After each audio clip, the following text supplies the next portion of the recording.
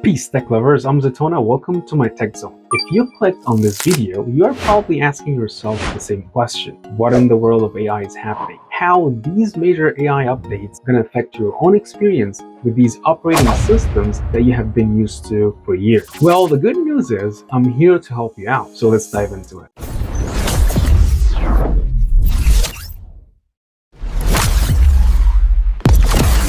So macOS Sequoia brought Apple Intelligence, and Windows, on the other hand, went full Copilot Plus. Both promise to help you write smarter, create faster, and remember more. But which one actually delivers real value in daily use? To find out, I'm sharing with you the best AI features head-to-head, starting with writing tools. Writing is something we all do, whether it's emails, notes, or reports. We need tools to help us write faster and optimize our delivery method. Apple Intelligence brought a super clean user interface right into Mail, Notes, and Safari to help us achieve that. You can proofread, rewrite, fix grammar, summarize, and even change tone. Let's say you landed on a Wikipedia web page using Safari and you would like to copy something, but you feel like adding a twist to it. All what you need to do is highlighting the text, then right-click it, select Writing Tools from the drop-down menu, and choose which tone you would like your new text to be. You can use the same steps to find ways to summarize your content and find the best key points. All in all, these writing tools offer convenient offline access and seamless integration into the macOS. However, they are not designed to replace advanced AI chatbots like ChatGPT or Google's Gemini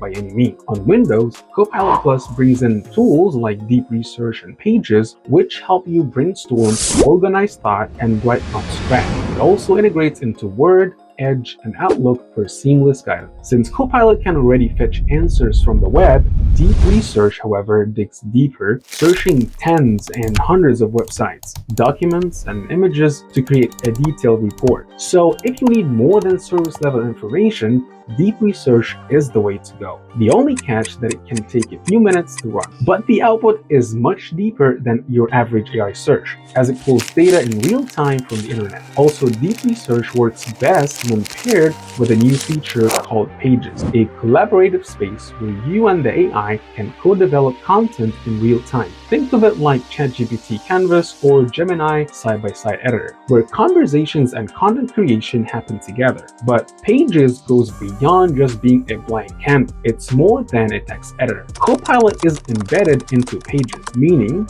your assistant does not just answer questions. It works with you directly in the doc. As you drop in research, notes, or outlines, Copilot can automatically organize them into a structured graph. You can highlight, comment, or ask questions directly on the page, and Copilot will revise, expand, or fact check on the spot. My take is Mac is great for polishing and Windows is better if you are building something from the ground up. So if you are using one of these tools already, let me know which one is your favorite down below. Time to get busy.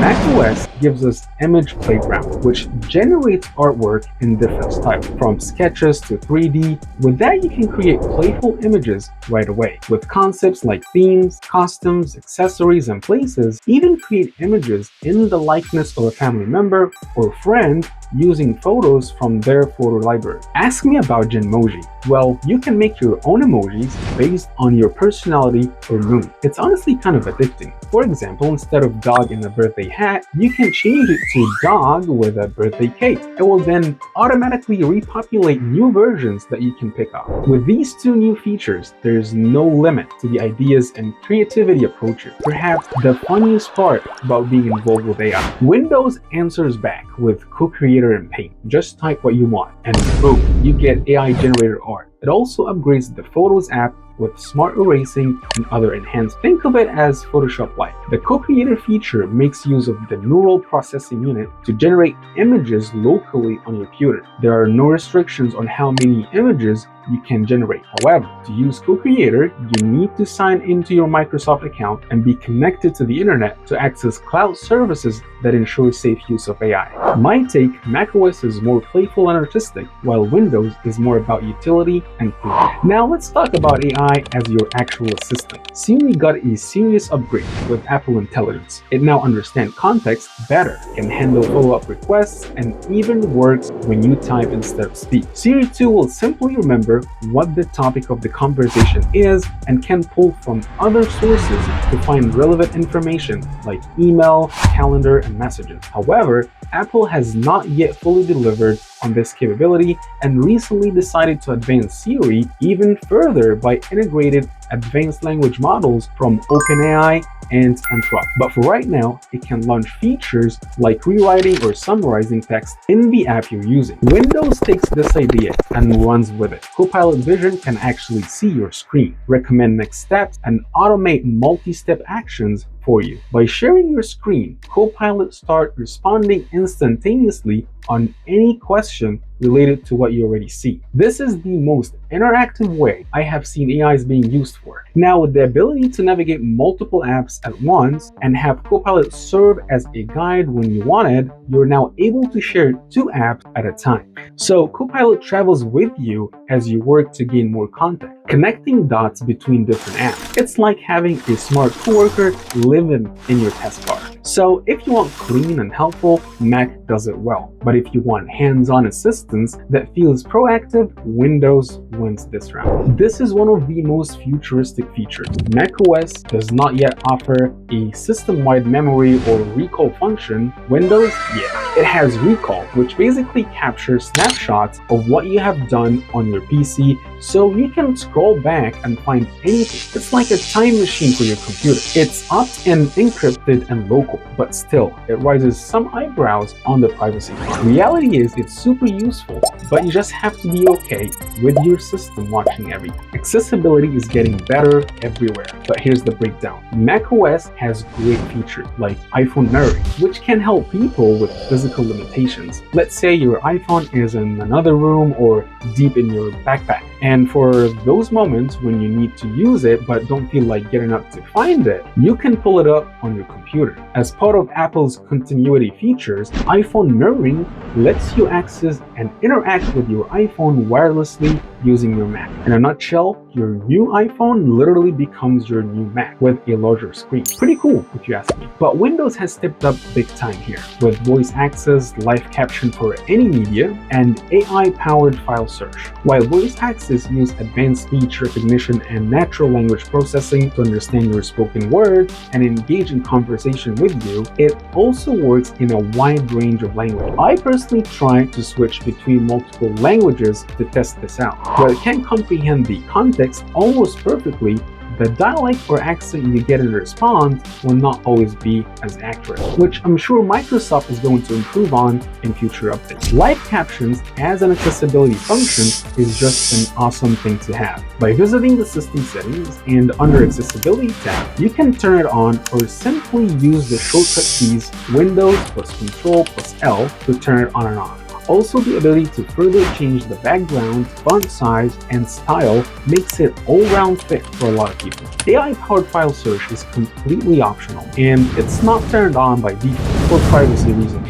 You need to open Copilot settings, locate the toggle, and turn on the feature. It's gradually rolling out to the general public, and you do not need a Copilot Pro subscription to use it. You can define the reach of Copilot from Windows permission settings. By default, Copilot can only access folders like documents and download, which are mostly enough for your everyday file. As Copilot taps directly into Windows' built-in search index to find your files, it's significantly quicker to find your documents based on your prompt. The reason for that, Copilot is able to translate your prompt into a specific Explorer's queries to show the top matches, relying on the Windows indexing service to do the heavy lifting. You probably guessed this one. macOS works seamlessly with your iPhone, iPad, Apple Watch, you name it. You can airdrop files, answer calls, and now even fully mirror your iPhone screen to your Mac. Windows has phone link, which works pretty well with Android devices, but not as nearly as seamless. So the winner here is macOS, hands down. Apple's reputation for privacy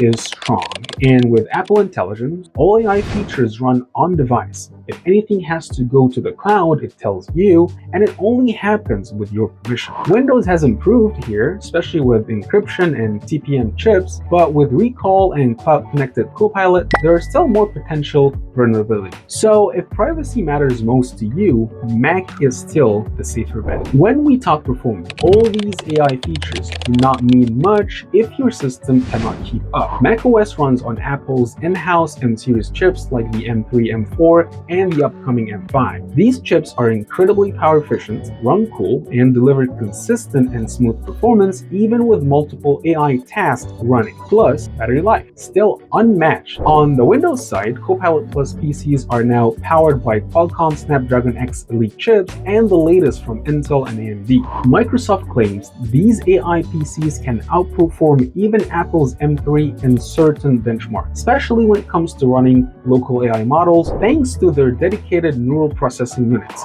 But keep in mind, your experience can vary a lot depending on the brand and configuration of your Windows device. Also worth noting, Windows has more variety from like $800 Copilot Plus laptops to premium $10,000 machines, while Mac are more streamlined but come with a higher entry price. Bottom line, Macs give you consistency and energy efficiency, especially for creators and mobile users. Windows gives you raw performance options and broader price flexibility if you are okay doing a little more homework on spec. Alright, here's the final word. If you are already deep in the Apple ecosystem, want clean design and value your privacy, macOS Sequoia with Apple Intelligence is awesome. But if you want an operating system that really works with you, with deeper AI features and more flexibility, Windows 11 Copilot Plus is seriously impressive. Let me know in the comments which one are you going with. And hey, if this helped, hit that like button and subscribe since I have got more real-world tech reviews coming your way.